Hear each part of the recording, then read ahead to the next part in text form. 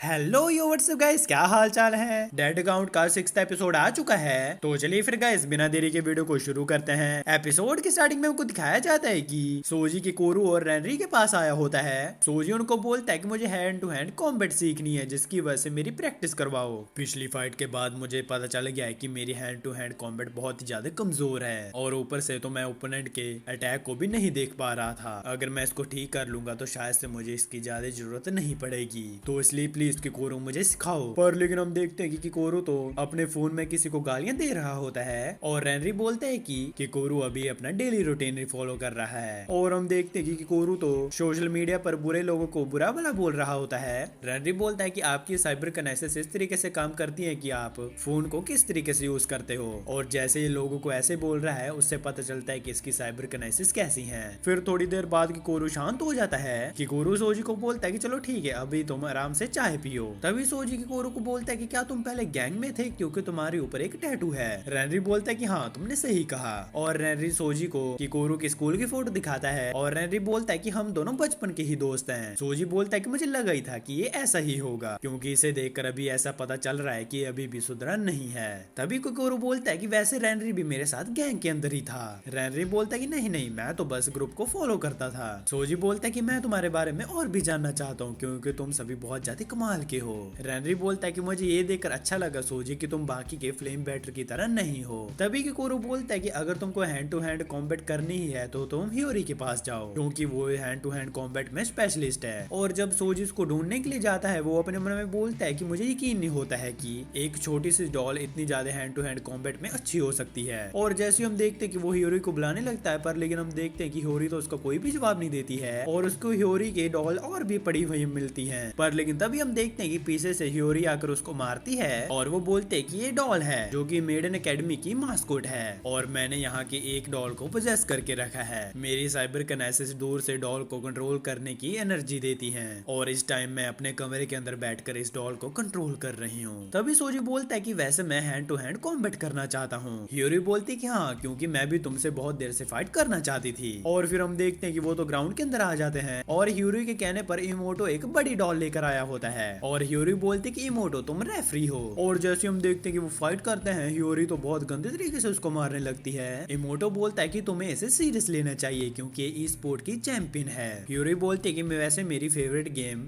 Fighting zone रहा है, और मैं बहुत ज्यादा ताकतवर लोगों से लड़ना चाहती हूँ, ताकि मैं टॉप की रियल लाइफ गेमर बन सकूं। और सोजी बोलता है कि चलो फिर ठीक है, अब सीरियस होने का टाइम आ चुका है। और हियोरी बोलती है कि चलो फिर ठीक है, मैं भी सीरियस होती हूँ, जिसकी वजह से हम देखते हैं कि वो तो बड़ी सी डॉल के अंदर ट्रांसफॉर्म हो जाती है। और हियोरी बोलते हैं कि जब मेरी डॉल किसी दूसरी डॉल की आइज को देखती है तो मैं उसकी बॉडी को स्विच कर सकती हूँ। ये छोटी बॉडी तुम्हें ज्यादा जोर से नहीं मारेगी, पर लेकिन ये तुमको हरा सकता है। और जैसे हम देखते हैं कि सोजी उसके ऊपर अटैक करता है, हम देखते हैं कि वो तो उसको मुक्का मार देती है। हियोरी बोलती है कि गेमर के लिए सिंगर फ्रेम ये डिसाइड करता है कि उसे जिंदा रहना है या फिर उसे मरना है, इसकी वजह से हर एक मोमेंट मैटर करता है। ओपोनेंट की ब्रीथिंग और रिदम को समझना बहुत ही एक सुपर फ्लेक्सिस है, जिसकी वजह से तुमको भी ये सीखना होगा। तभी सोजी अपने मन में बोलता है कि आखिरकार मैं हियोरी की रिदम और ब्रीथिंग को कैसे समझूंगा। और जब हम देखते हैं कि वो फोकस करना शुरू करता है, वो उसके अटैक्स को डॉज करने लग जाता है, और ये चीज देखकर इमोटो भी शॉक हो जाता है। और जब हम देखते हैं कि होरी उसके ऊपर लात मारती है, हम देखते हैं कि सोजी तो उसकी लात को रोक लेता है। ये चीज देखकर सोजी तो खुश ही हो जाता है, और हियोरी बोलते हैं कि अभी मेरा लास्ट मूव है, जिसके बाद हम देखते हैं कि वो तो अपनी पावर का यूज करके सोजी को हरा देती है। अभी सोजी बोलता है कि तुम तो सच में कमाल की हो, क्या मैं तुमको मास्टर बोल सकता हूँ। हियोरी बोलती है कि वैसे बहुत टाइम बाद मेरे इस टैग को किसी ने रोका है, तो इसलिए फिर तुम मुझे मास्टर बोल सकते हो। और फिर हम देखते हैं कि वो मीना के पास अपनी चोट ठीक करवाने के लिए जाता है, और अगले सीन में हम देखते हैं कि सोजी नहाकर बाहर आता है, और सोजी अपने मन में बोलता है कि काश मुझे हियोरी से एक बार मिलने का मौका मिल जाए। और हम देखते हैं कि उधर से क्योमी और उसके साथ एक और लड़की होती है, वो उसी तरफ आ रही होती है, जिसकी वजह से हम देखते हैं कि सोजी तो उस लड़की के अंदर टकरा जाता है, और वो लड़की तो उससे माफी मांगने लग जाती है। सोजी बोलता है कि गलती तो मेरी है, आखिरकार तुम मुझसे माफी क्यों मांग रही हो। तभी क्योमी बोलते हैं कि हियोरी क्या तुम ठीक हो। और ये चीज देखकर तो सोजी बहुत ही ज्यादा शॉक हो जाता है, और जैसे हम देखते हैं कि सोजी उसको बुलाता है, हम देखते हैं कि हियोरी तो वहां से भाग ही जाती है। अभी हम देखते हैं कि हियोरी की डॉल उसको एक आकर लात मारती है, और सोजी बोलता है कि आखिरकार तुम इतनी ज्यादा इंट्रोवर्ट क्यों हो। और क्योमी बोलते हैं कि जब वो गेम खेलती है तो वो बहुत ही ज्यादा अलग पर्सन होती है, पर लेकिन असल में वो बहुत ही ज्यादा इंट्रोवर्ट है। हियोरी तभी उसको बोलती है कि मुझे कमरे में बैठे रहना बहुत ही ज्यादा पसंद है, मेरा रूम मुझे पैराडाइज ही लगता है। और सोजी अपने मन में बोलता है कि मुझे धीरे धीरे अपने क्लासमेट के बारे में पता चल रहा है।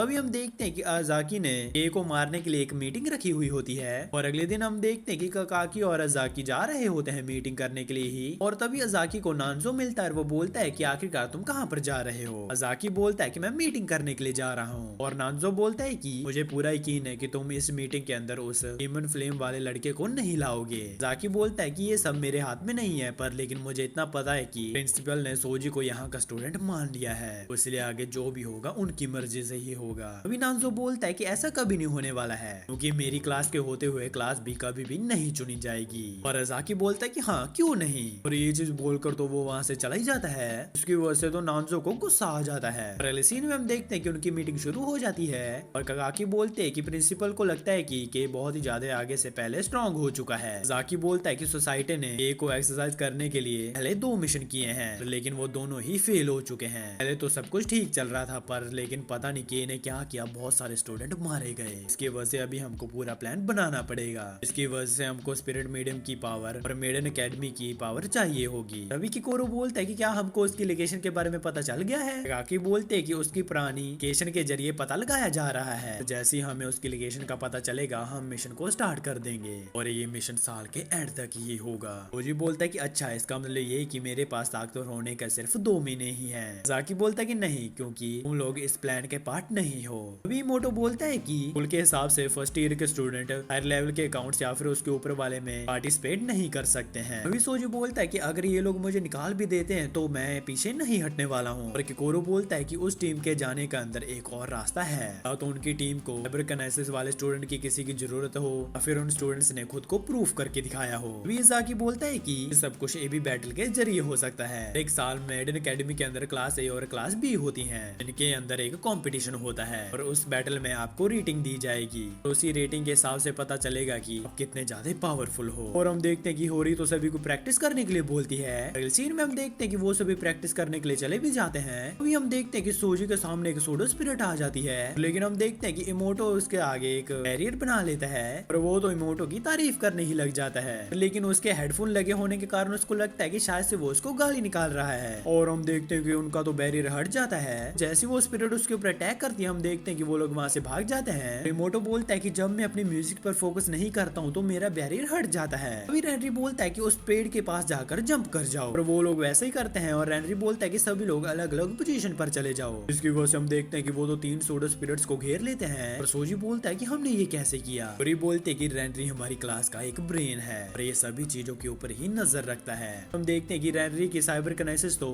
कैमरे की तरह उनके ऊपर नजर रख सकती है। किकोरो एक सोडो स्पिरिट को मारता है, उमी एक सोडो स्पिरिट को सोजी की तरफ फेंकती है, जिसकी वजह से सोजी उसको मार देता है। अजाकी उनका टीम वर्क देखकर बहुत ही ज्यादा खुश होता है। हम देखते हैं कि उनके पास अजाकी और काकी को आ जाते हैं और वो अपने मन में बोलती है कि पिछली बैटल के हिसाब से अच्छा परफॉर्म किया था। फिर हेनरी बोलता है कि सोजी, अरे हमारे साथ साथ में होने से हमको बहुत सारी ऑप्शन मिल रही हैं, लेकिन तुम थोड़े से स्लो हो। मोटो बोलता है कि हाँ, और तुम साइबरकनेसिस को बहुत ही ज्यादा बर्न कर रहे हो। जी बोलता है कि मुझे लगता है कि मुझे अपनी साइबरकनेसिस को तभी बुलाना चाहिए जब मुझे इनकी जरूरत होगी। किकोरो बोलता है कि जब तुम साइबरकनेसिस को बुलाते हो तुम्हारी स्पिरिट पावर बहुत ही ज्यादा यूज होती है, और तुम्हारी साइबरकनेसिस अगर ऐसी जलती रहेंगी तो यही सही रहेगा। बोलता है कि अच्छा, तो क्या मैं एक डिवाइस हूँ। हम देखते हैं कि वो सभी तो हंसने लग जाते हैं। हम देखते हैं कि जैसे वो सभी जाने वाले होते हैं सोजी वहीं पर रुक जाता है, क्योंकि उसे और प्रैक्टिस करनी होती है। वो तो अपनी साइबरकनेसिस का यूज कर रहा होता है। अभी वो हिकारी के हेयर पिन को बाहर निकालता है, लेकिन हम देखते हैं कि वो तो नीचे गिरने वाला होता है। हम देखते हैं कि उसको एक बंदा आकर बचा लेता है। वो बोलता है कि तुम कुछ ज्यादा ही मेहनत कर रहे हो, ये समझ सकता हूँ क्योंकि हम दोनों सेम ही हैं। ये बोलता है कि क्या के ने फैमिली से भी किसी को मारा है। वो बोलता है कि क्या ये एयर पिन तुम्हारी बहन का है। ये बोलता है कि हाँ, उसके मरने के बाद मैंने इसको संभाल कर रखा है और ये उसका बहुत ज्यादा फेवरेट था। जब मैं इसको अपने पास रखता हूँ तो मुझे उसकी याद आती रहती है। बंदा बोलता है कि अच्छा, तो ये तुम्हारे लिए बहुत ही ज्यादा इंपॉर्टेंट है। वैसे हम देखते हैं कि वो तो रोने लग जाता है। सोजी अपने मन में बोलता है कि मुझे लगता है कि के ने इसके साथ भी बहुत ज्यादा बुरा किया है। सोजी बोलता है कि चलो कोई बात नहीं, हम मिलकर के को जरूर हराएंगे। जैसी सोजी उससे वो हेयर पिन लेने वाला होता है हम देखते हैं कि वो तो अपनी साइबरकनेसिस की मदद से उसको जला देता है। वो बोलता है कि तुम्हारी कहानी इतनी ज्यादा इमोशनल थी कि मैं तो रोने ही लग गया। वो मेरे पास भी फ्लेम बेड साइबरकनेसिस है, इसीलिए मैंने कहा है कि हम लोग सेम जगह से आए हैं। जो देखो तो सोजी बहुत ही ज्यादा गुस्सा हो जाता है।